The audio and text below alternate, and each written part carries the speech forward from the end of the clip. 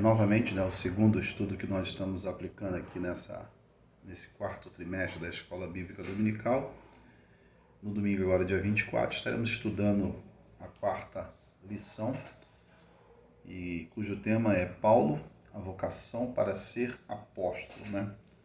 É muito interessante a gente não deixar isso passar batido, na linguagem dos mais jovens aí, deixar claramente registrado para vocês que o apóstolo Paulo, a sua vocação foi para ser realmente apóstolo. Em diversas passagens das Sagradas Escrituras, ele mesmo faz a defesa desse apostolado, quando ele diz que Paulo, chamado pela vontade de Deus, não pela vontade dos homens. Então, nesse texto já deixando bem claro que o apóstolo São Paulo, ele não foi chamado pela vontade de homem algum, não foi chamado pela vontade de homem nenhum, mas foi chamado pela vontade única e exclusiva do Senhor Jesus Cristo. E é exatamente esse tema que nós vamos desenvolver no transcorrer dessa lição, nesse resumo que a gente está fazendo aí de no máximo meia hora. Vamos lá. O texto áureo da lição está lá em 1 Coríntios 1, capítulo 1, versículo 1, Paulo chamado pela vontade de Deus para ser apóstolo. Deixando bem claro para vocês, novamente, né, que Paulo foi chamado para ser apóstolo. Então, quando você lê alguns textos, né, alguns textos lá das Escrituras Sagradas, principalmente de Efésios, quando Paulo fala ali das vocações, né, um foi chamado para ser pastor, outro para evangelista, outro para doutor, outro para mestre e outro para apóstolo. Ele, na verdade, estava se enquadrando exatamente nesse pessoal que foi chamado para ser apóstolo, né? Então, o capítulo 1, versículo 1 de 1 Coríntios diz que Paulo, chamado pela vontade de Deus para ser apóstolo.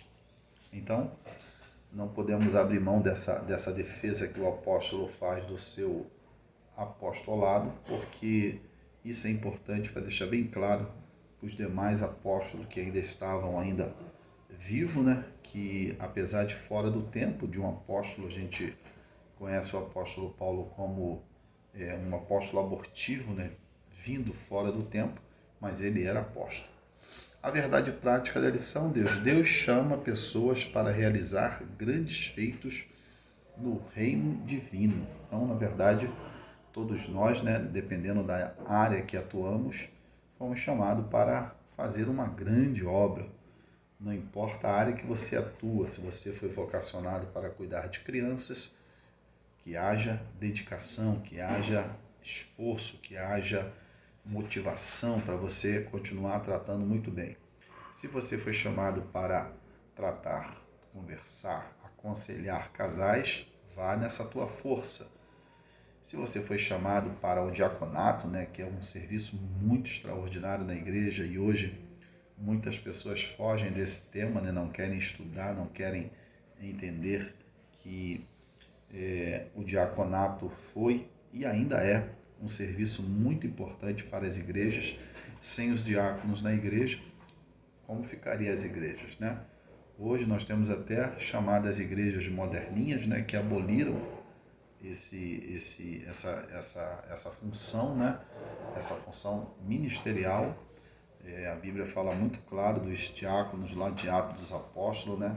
E que deram um ótimo testemunho, servindo ao Senhor com todo esforço e servindo a causa do Senhor, como cuidando das viúvas, cuidando dos mais pobres e ajudando no crescimento da igreja. Hoje nós temos igrejas moderninhas que aboliram, né, o termo diácono, e hoje nós temos aí departamentos de recepção, departamentos de orientação, de marketing, mas a Bíblia no início não era assim. Os diáconos foram chamados para o serviço do Senhor. Então não importa qual a tua vocação, se é para trabalhar como diácono, que haja esforço e dedicação. Presbítero, que haja esforço e dedicação ao presbitério, ao diaconato, ao evangelismo, ao evangelista, né? E ao pastorado principalmente, né? Mas se foi também chamado para ser apóstolo, que haja dedicação. Alguns textos das Sagradas Escrituras vai falar exatamente sobre essa chamada, sobre as pessoas que foram chamadas para fazer grandes feitos, né? Gálatas 1,15 é uma chamada presciência de Deus. Então, em Gálatas, lá o apóstolo São Paulo, ele deixa bem claro que ele foi chamado pela presciência de Deus. A gente vai estudar isso aqui mais adiante. Atos 9, 15 e 16, Paulo, um vaso escolhido por Deus. Então, nós vamos abordar também que o apóstolo Paulo não foi escolhido por homem algum, foi escolhido por Deus para realizar essa grande e maravilhosa obra. Atos 22, 14, Deus escolheu de antemão para fazer a sua vontade, né? Então, foi Deus que escolheu o apóstolo e ofereceu a ele, na verdade, apenas muito trabalho. E foi isso que ele fez, não voltou atrás, não recolheu, não se acovardou, mas foi adiante fazendo a obra do Senhor. Em Efésios capítulo 1, versículo 1, Paulo separado para ser apóstolo. Então, nós vamos abordar exatamente esses temas aqui na nossa lição. O objetivo geral da lição diz revelar que Deus vocacionou atualmente os crentes para a sua obra. Então, todo crente, todo servo de Deus, toda pessoa que está aí dedicando um pedaço da sua vida, né, que nós temos apenas um pouco tempo aqui, um pouquinho de tempo aqui nesta terra, mas com certeza é Deus que revela isso a cada um de nós. Então faça com toda a dedicação, porque você também foi chamado para fazer a obra do Senhor. Os objetivos específicos, né, salientar o ponto de partida da vocação de Paulo. Segundo, enfatizar que a vocação de Paulo foi efetivada por Cristo, pelo Cristo ressurreto. E terceiro, relacionar esta vocação de Paulo com o aprendizado no deserto. Então são esses 3 objetivos específicos que nós vamos tentar alcançar aqui nesta lição. Na introdução, a gente já deu até uma breve introdução lá em cima, mas é importante destacar, né, que a vocação de Paulo para o santo apostolado.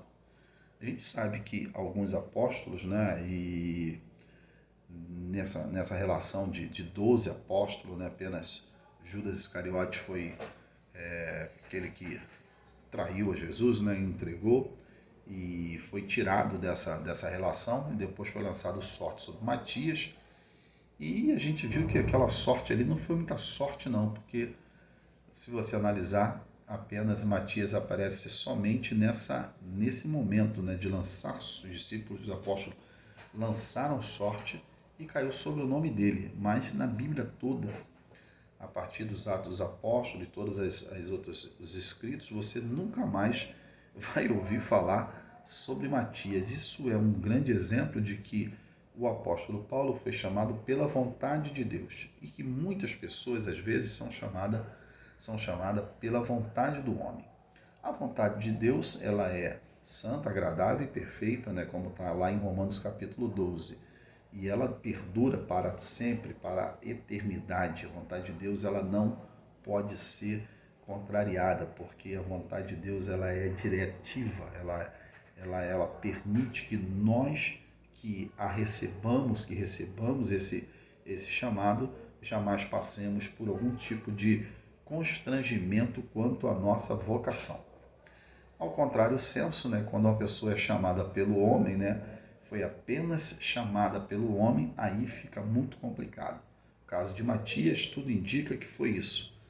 Os discípulos, os apóstolos lançaram sorte sobre ele, caiu sobre o seu nome, mas nunca mais você vai ouvir falar de Matias nas Sagradas Escrituras.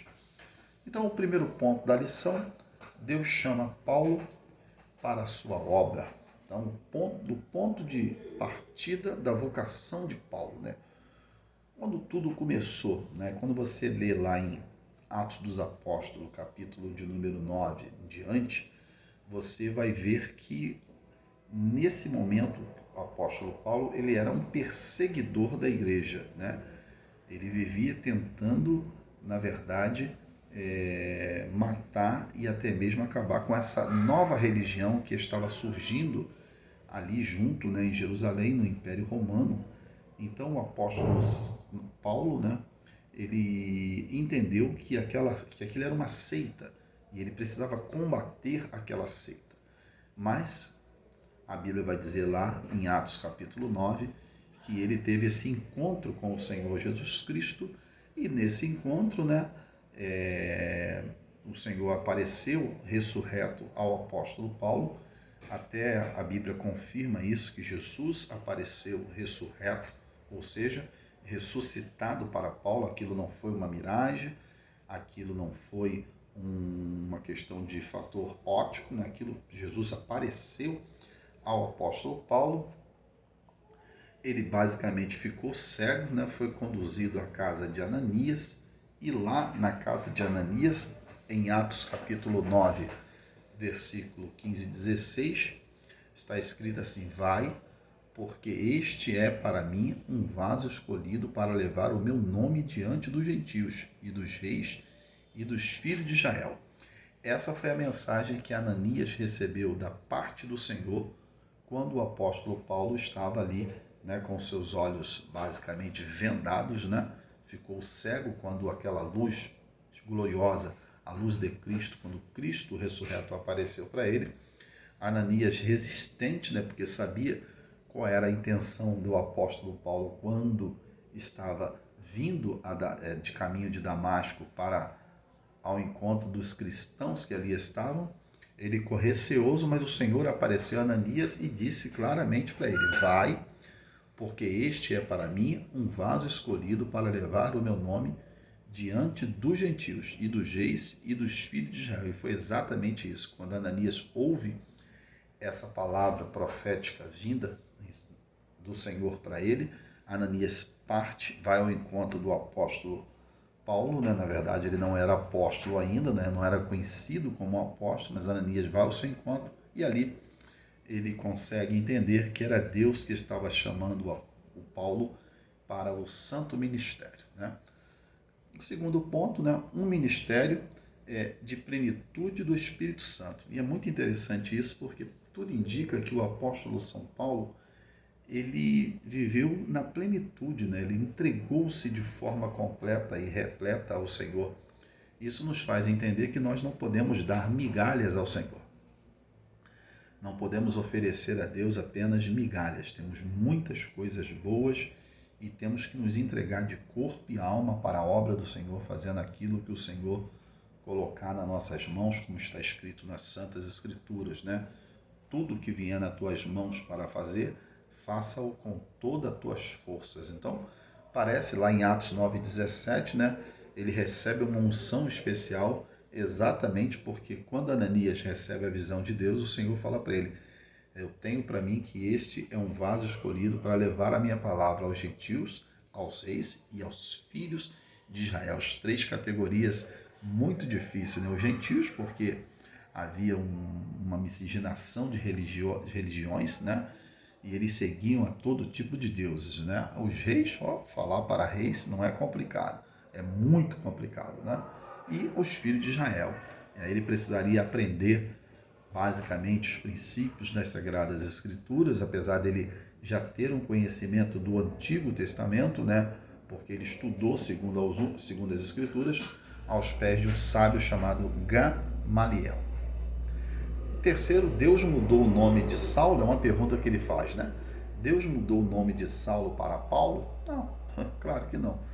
A gente sempre, no passado, quando alguns pregadores, pastores, assim, a gente até entendia qual era a razão deles usarem essas situações, Mas a gente percebeu que, na verdade, não aconteceu isso, Assim como Jacó, que teve seu nome mudado para Israel, Abraão, que teve seu nome mudado para Abraão, todos ali tinham um significado especial. Já o nome Saulo e Paulo, tudo indica que foi apenas uma questão de tradução na hora de você traduzir para o português. Em alguns lugares era mais importante ele ser conhecido como Paulo e outros como Saulo, mas não houve nenhuma mudança de Paulo para Saulo.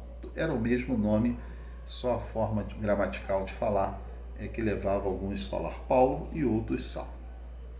O segundo ponto da lição: uma vocação efetivada pelo Cristo ressurreto. Então, a gente já citou isso aqui, mas não custa reforçar. A vocação de Paulo foi efetivada exatamente por Cristo, né?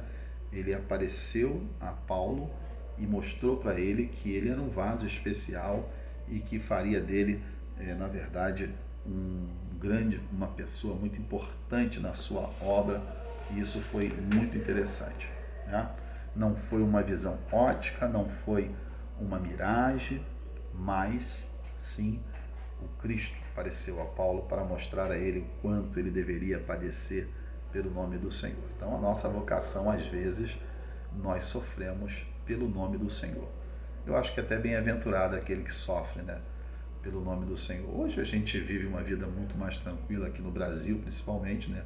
Não podemos falar em outros países, mas aqui no Brasil até ser cristão é até um status, né? O indivíduo quando diz, né, sou crente, né, até um status, mas no princípio não era assim, né? No princípio era muita perseguição. Os apóstolos, os discípulos, eles deram suas vidas para que nós hoje pudéssemos ter uma vida lavada e remida pelo sangue do Cordeiro. Terceiro ponto da lição, né? Uma vocação inevitável para o apóstolo entre os gentios, né? Então o apóstolo Paulo foi chamado para ser embaixador de Cristo, e a gente sabe muito bem, né, que o embaixador, quando você coloca o embaixador em um outro país, ele está ali representando o seu país. E o apóstolo Paulo, na verdade, ele era o embaixador de Cristo, ou seja, era um homem que estava representando Cristo aqui na terra. Ouvia as coisas do céu e trazia aqui para a terra. Deus abriu os céus e falava para o apóstolo. Todas as suas cartas, né, 13 cartas escritas, mostram exatamente isso, que parece que era Deus abrindo as portas do céu e trazendo para Paulo as suas revelações, e que até hoje nós ainda estudamos essas revelações para entendê-las cada vez mais, né? Foi chamado também para ser um grande pregador do Evangelho, né? Pregou aos gentios, tem suas viagens missionárias, onde plantou diversas igrejas, e essas igrejas foram tão importantes que entendiam as pessoas da época que o Evangelho já tinha chegado a todo mundo, né? Você vê a importância das viagens missionárias, né? Então até hoje os missionários continuam pregando a palavra do Senhor em diversos lugares, mas deixando bem claro que o início de tudo começou, na verdade, com o nosso Senhor Jesus Cristo, mas o apóstolo Paulo, ele foi um grande levantador, né, dessa bandeira de missões, e que a gente sabe que todas as suas viagens missionárias ele levou a palavra do Senhor, plantou igrejas que permanecem até o dia de hoje. Foi chamado para ser mestre, né, nos ensinou essa questão é muito importante, porque o apóstolo Paulo é o verdadeiro mestre. Então ele ensinava, ele pregava, ensinava, ele apacentava, e uma coisa muito interessante, apesar disso tudo, ele não era pesado, né, para a igreja. Ele às vezes até trabalhava, fazia suas tendas para não ser pesado para a igreja. E olha que ele nem precisava fazer essas tendas.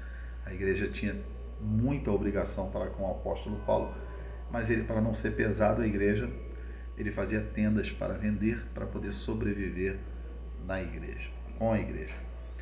Terceiro tópico, o último da lição, né? A vocação mudou o rumo da vida de Saulo. Então, de perseguidor, ele passou a ser perseguido. Então, o homem que veio para perseguir os cristãos se converte ao Evangelho e agora se torna um verdadeiro perseguido, né? E a Bíblia mostra bem claro, não vamos adiantar aqui para não adiantar as outras lições, que a morte do apóstolo dá um sinal claro de que ele começou como perseguidor e morreu como perseguido. Deus lhe chamou para transformar o seu caráter. O apóstolo Paulo tudo indica que ele já tinha um caráter moldado, né? Mas precisava ajustar esse caráter, assim como nós, né? Quando somos chamados para a casa do Senhor, para o reino de Deus, nós trazemos algumas nhacas, né? Trazemos algumas coisas que não são legais, né? E aí nós precisamos que Deus trabalhe o nosso caráter para a gente poder conduzir a obra do Senhor.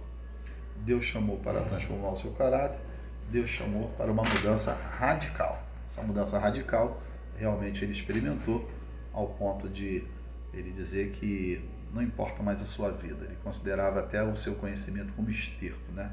Ou seja, em segundo lugar. A vocação de Paulo e o aprendizado no deserto, né?